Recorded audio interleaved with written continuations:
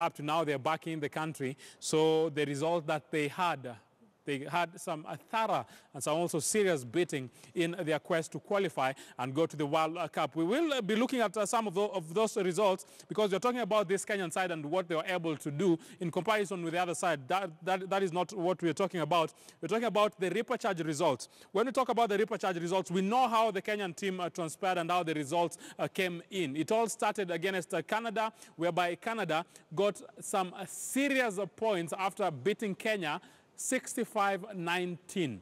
Hong Kong played with Germany, and in this group, remember, Canada is a group that has qualified, actually. They will be playing in the World Cup 2019. The World Cup will be in Japan. Hong Kong, we played against Hong Kong, and for Hong Kong, again, it was a losing end for the Kenyan party because we only were able to get 17 points. The Hong Kong side were able to get a 42-0 victory, and that was in the week 2, where Germany also won 29-10 at the expense of Canada. We went to the final match, which the final match was played yesterday night. Oh, sorry, the day before yesterday night, that is on Friday night. And again, it was against Germany, Kenya playing against Germany, whereby it was Germany who got a victory, and it was a 43-6 victory at the expense of this Kenyan side. They are back in the country, this team. They are dejected, and they're saying that they're not a happy lot, Kimathi. Of course, they are not happy. Looking at the result, first of all, we expected much more from the Simbas going to the repechage tournament because, again, they had a good and fair run in the Rugby Africa Gold Cup, but they didn't qualify when they went to Namibia. They finished second in Africa. So going to the repechage, they had chances of qualifying again, but they really didn't perform well. You look at the Germany game, they lost 43-6. That's a really big margin against a team that was least ranked going to the repechage tournament, and they are blaming lack of enough preparations to that because, again, they didn't have enough warm-up matches, friendlies. They were scheduled to play some friendly matches even with the Uganda Cranes in the country, but they were forced to cancel that due to financial struggles from the union and from the ministry because, as you understand, the 15 Simbas don't have a sponsor.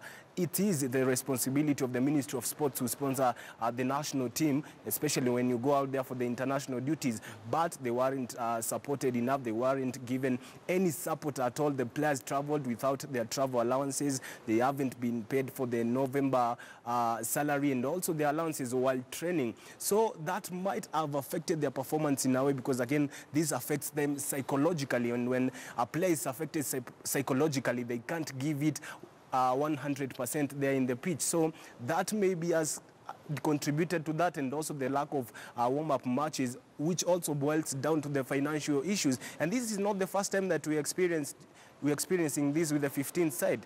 They are a dejected lot, as you said, comparing the 7th side. Who do we blame for this? Because I know you've been covering rugby for quite a number of weeks now. You've been in the Kenya Cup doing some brilliant work. You've covered this team. You covered them before they travel. Yeah. And you've been able to speak with a number of players. Who were they blaming this? Because we know the union, a lot of people are saying that also the union also needs to take a part of the blame, a big chunk of the blame. But we also give them credit because they did not get even the adequate funds that they needed before traveling to France for this tie. What is the general state? Do we blame the government? Do we blame the ministry, to be specific? At the same time, the union also has a big responsibility in making sure that everything ticks for these national sides. Both sides, I mean, should take the blame, Moses. That is the Kenya Rugby Union and the ministry. But when you talk to the Kenya Rugby Union management, they say, okay, you see, it's a national team. We tried our best. We had a sponsor on board. Remember, last year, a few years ago, they had a sponsor. But the national government said that they will support the national team. They don't need the sponsor. When the sponsor decided to leave, and then the sponsor left, now they don't have any sponsor. The national team, which the national government, which said they will support the national team, isn't really doing much to support the team. And again, they are talking about the sports fund. The money is lying in the Kenya Revenue Authority offices. So when you talk to the Kenya Rugby Union guys, they'll tell you, you know what, we don't have any money. We don't have a sponsor. It's the 15th side. So we are depending on the Ministry of Sports. We presented the budget to them. We did our parts. Now it's about them to do their part and give us the money. But now the ministry told them about the sports fund. I don't know, it hasn't been approved because there were some issues that were raised in the parliament to do with the delegative legislature committee raising some issues with the sports fund. So the money wasn't released, and then they traveled without any support from the government. I mean, you've got to give it to the union. They tried their best and at least made sure that the team participated in the tournament, because they would have said, okay, we have no support from the government, the team is not participating in the repechage tournament.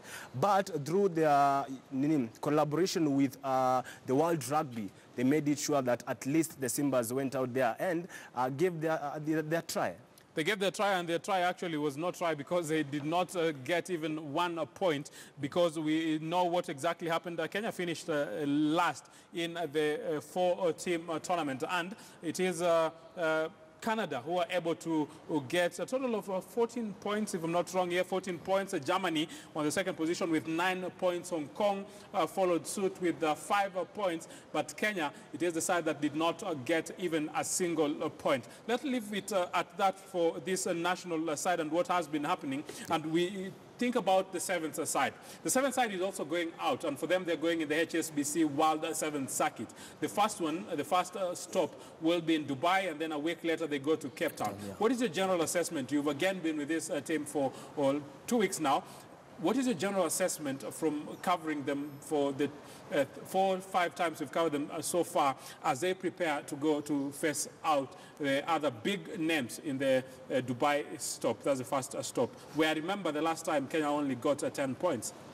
Well, the last time I covered the team was on Friday, doing their final touches on the training before they leave tomorrow. They are leaving tomorrow in the evening, so they have a training session on Monday morning. And you could see there's really a good mood in the camp. The boys are really trying under the new era of Paul Murunga and Kevin Wambua. They're trying to sharpen the boys ahead of the first leg of the HSBC World Series, which will be their first assignment in the HSBC World Series under Paul Murunga as the head coach and Kevin Wambua as the assistant coach. You look at that team, Moses, they have some really young lads there that are expected to do duty for the Shujaa when they go to the Dubai Sevens. Paul Murunga has handed 4 players our debut going to the Dubai Sevens. That's really a message to the young lads out there. Some of them, they are the players who shone in the 2018 National Rugby 7 Series circuit.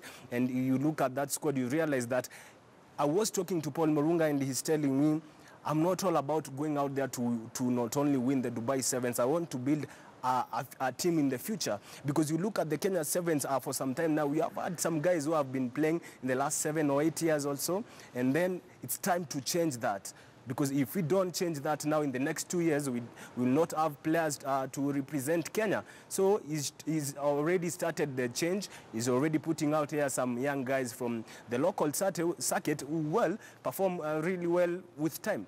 You talk about them performing well with the time. This is a list of players that will be doing duty to the country in this HSBC World 7 Series. There has been a lot of talks, maybe some negative talks, people criticizing Murunga, but all these critics will always be there. Paul Murunga, we know this will be his first official international outing in the HSBC World 7 Circuit, and there has been a lot of talks about players coming from the team that he was representing, that is the Menengai Homeboys. You will take a look, and the first side of this list, we have 5 players. There's supposed to be 6 players, if I'm not wrong, from Homeboys. So we have 13 players that will be going to make to represent the country. And we have Jeff Oluoch. We also have Alvin Otieno, Charles Omondi, Leonard Mugaizi, Johnson Olindi, who are coming from Menengai Cream Homeboys. People are saying, out of the 13, having all these players from your former club, it is something that maybe is raising eyebrows. What's your general take about this? Some of the rugby fanatics in the country, and also some of the players in the other local clubs, feel that maybe he's fielded these players because he's the Menengai Cream Homeboys, because coach, because again, Homeboys haven't appointed a new coach. He's still the coach in the paper. But again, you've got to give it to Paul Murunga. You know, he's a new coach. You have to give him all the support needed to make sure that he performs really well. You look at that squad and you realize that some of these players, he has just not selected them from nowhere. They really shone from the 2018 National Rugby 7 Series circuit, where Homeboys won the circuit.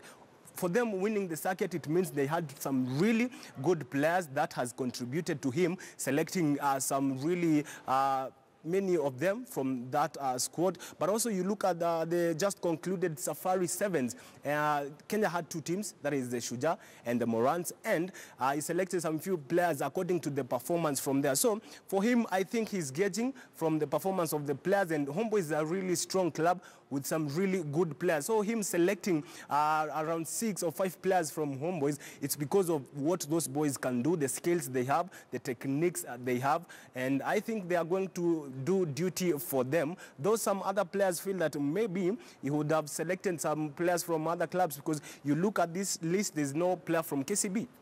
Yeah, maybe a lot of talks are there, but these are the other players who are in that team. You have Eddie Nagero.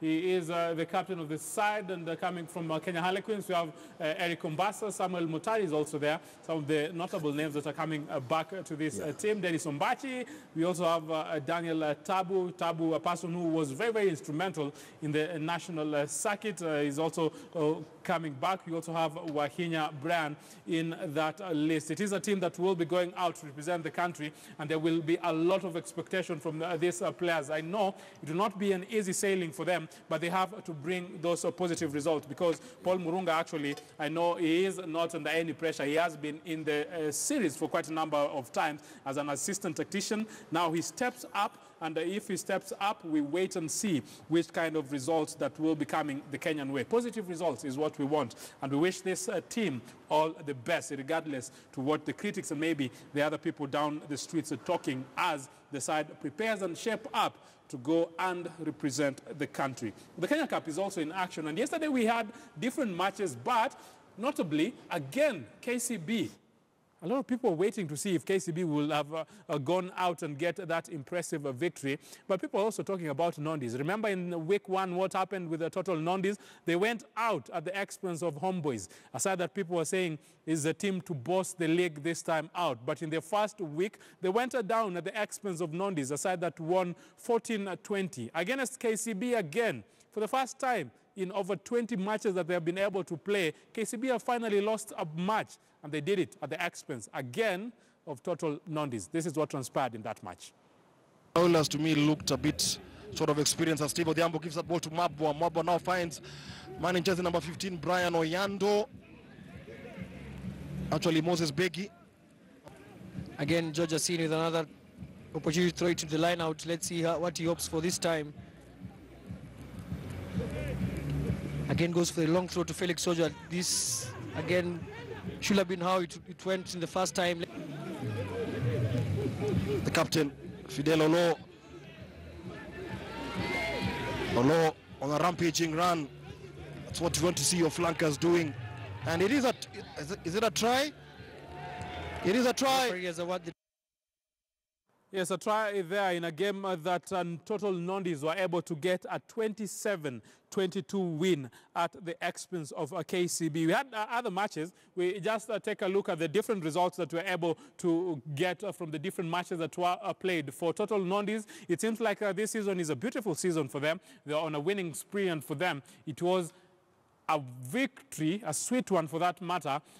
And they were playing against the defending champions, people aside, actually, that has made huge statements in the Kenya Cup. Homeboys on the other side, they were able to get a 22-18 victory against Mwamba. Mwamba, I know there is a lot of talks about the tactician and all the roles and the responsibilities that he has been given. And he is a man who's doing a fantastic job in the women's rugby, at the same time in the local league. Kenya Harlequins on their side, they were able to go down against Menengai Cream. For Menengai, they were able to get that 14-8 victory. We also had other results. Black Blood, I know they are in action, and for Black Blood, they got some serious betting, not that serious, but they were on the losing side at the expense of Cabras Sugar. Cabras getting that 37-10 victory. Mean Machine, 23-10 victory.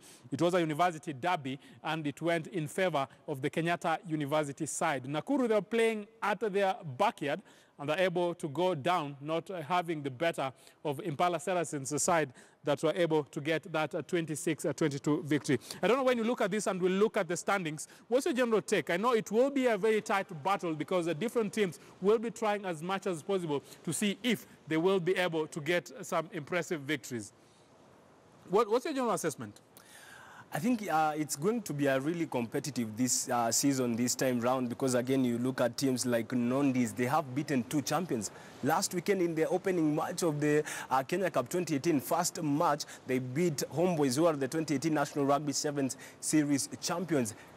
Yesterday, they beat KCB. That's a message by itself. If they can beat those rugby titans like KCB and Homeboys, then the other teams are better prepare themselves when they face Nondis next. You also look at KCB. It's a pretty strong side. They are the defending champions, and they won their first game, though they lost yesterday. It's going to be very competitive. Homeboys lost the first match, but this time round, they won their second match yesterday. They will be getting back in their winning ways. But the main reason I think Homeboys isn't really performing as expected, they've lost a lot of their players. They've been participating in the repechage tournament. They came back today. And also other players a lot of their players, around 6 or 5, they are in the Shujaa squad that is going to the Dubai Sevens. And Homeboys itself as a club has selected a team that will be playing in the Dubai Sevens, that is the Homeboys Samurais. So they will be missing a lot of their key players for the next few weeks in the Kenya Cup. But when the series is done and some of them come back, then they will be getting back in their winning ways. You also look at Cabras.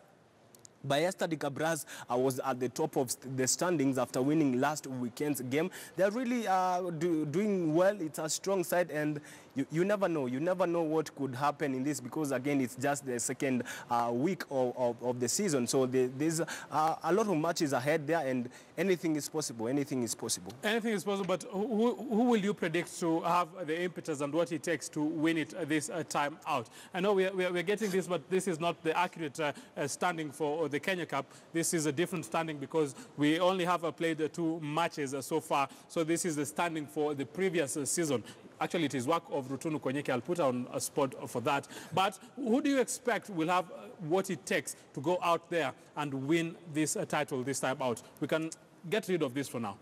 Well, it's really hard to predict, Moses, because, again, as I said, it's very competitive. And there are some really strong sides, but I can just say some of the top 2 that might finish in the top 2 is KCB and Nondis. KCB are the defending champions, and the fact that a lot of their players aren't really out there in the international duty, so they will be having some strong players performing in the 2018 Kenya Cup season.